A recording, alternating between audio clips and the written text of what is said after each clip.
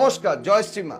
আশা করি আপনারা প্রত্যেকে ভালো আছেন, আপনারা ভালো থাকুন, সেটা আমি সর্বদা ঈশ্বরের কাছে কামনা করছি।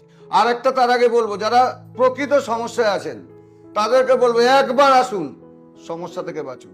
সমস্যা থেকে অবশ্যই কিন্তু আপনারা বাঁচবেন, এটা আমি জোর দিয়ে বলতে পারি।